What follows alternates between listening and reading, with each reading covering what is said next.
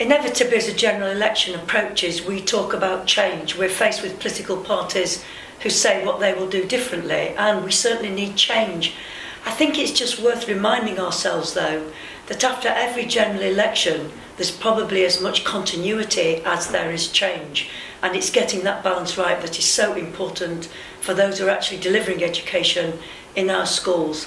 But if you look back over what now, 3-4 decades of reform, I do think there's one direction of travel that has been consistent as each general election has gone by, and that is the notion of autonomy for schools, devolving power to schools, trusting heads, telling heads and governors that they're in charge.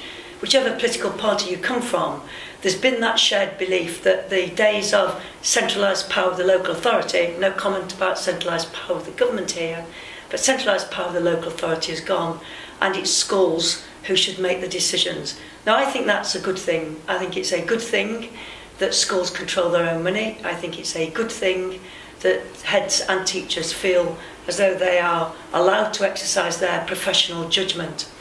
But what I think has happened in the last 5 years, since this government came into power, is it's been autonomy at the expense of a lot of other things.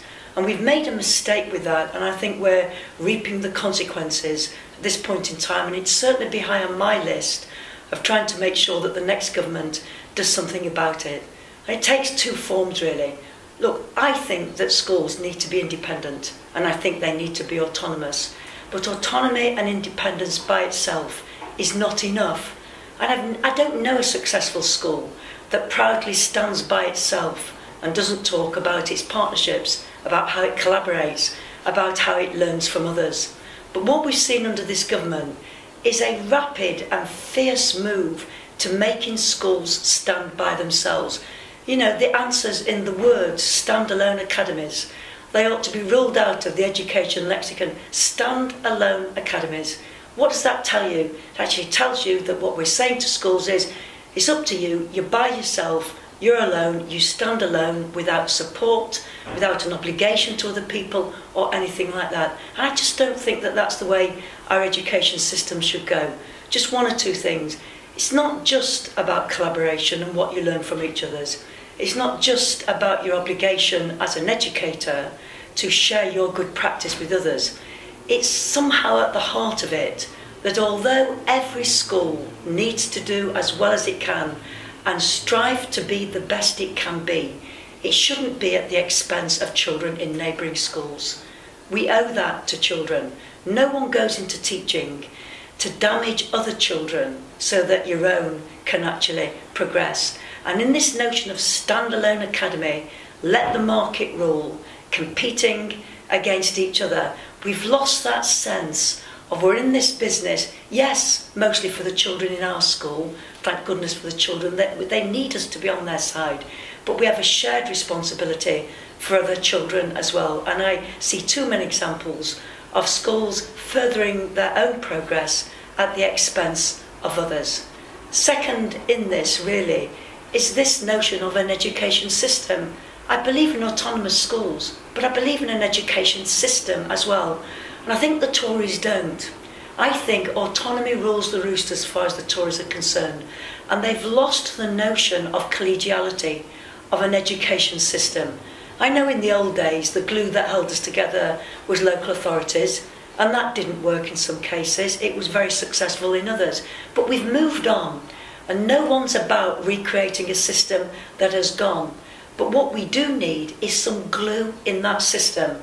And although Labour was quite tough on failing local authorities, it put lots of other things into the mix. So school sports partnerships, excellence in cities, education action zones, behaviour partnerships, children's services, they're all requirements on schools to work with others to create a system so that no one did stand alone. And we're part of that glue that held the whole system together. And that's gone. Every one of those organisations I've just mentioned are no longer with us. So one of the things that will fall to the next government is to discover the glue. Where is this glue that will hold us together as a school system? You're seeing some marvellous things beginning to take shape. some of the schools who are making federations, some of the better academies chains, teachers that are getting together in the interests of children across their area. But what is still true in 2015 in our school system is that schools can stand alone. You are free to go it alone, and you ought not to be. You ought to be free to be autonomous, but you have an obligation to be part of the system. And the next point, the last point where I wanted to make about where this lack of a system really causes us problems is at a strategic level, the level, if you like, above the school. And that's looking at a geographical area and the mess that has been made because no one is planning school places is a tragedy. It borders on a crime, because what it means is money is wasted with schools being allowed to set up where there are insufficient children, and life being made more difficult for schools who are improving and on the way to success because extra places are in that area. I know at one point in Liverpool there were 2,000 extra school places being planned to be put into the secondary system at the September of that year. And one of the things the next government must do is bring back sensible planning of school places. Along with that, we need sensible planning of special educational needs across the area. We need someone on that strategic level that says there's things that need to be done that don't fall to autonomous schools, but are actually in the interests of autonomous schools. So my plea for whoever is the government after the next election would be, yes, keep that continuity about autonomous schools, but really shout loud, argue fiercely and act to try and generate a school system so that we can deliver what I think every educator actually believes. My prime responsibility is to the children who I teach and the children in my school, but as an educator I have a wider responsibility to every other child in my area as well. And for that to happen, a free-for-all isn't enough. We actually need some planning, we need some collegiality, and we need a government to make that happen.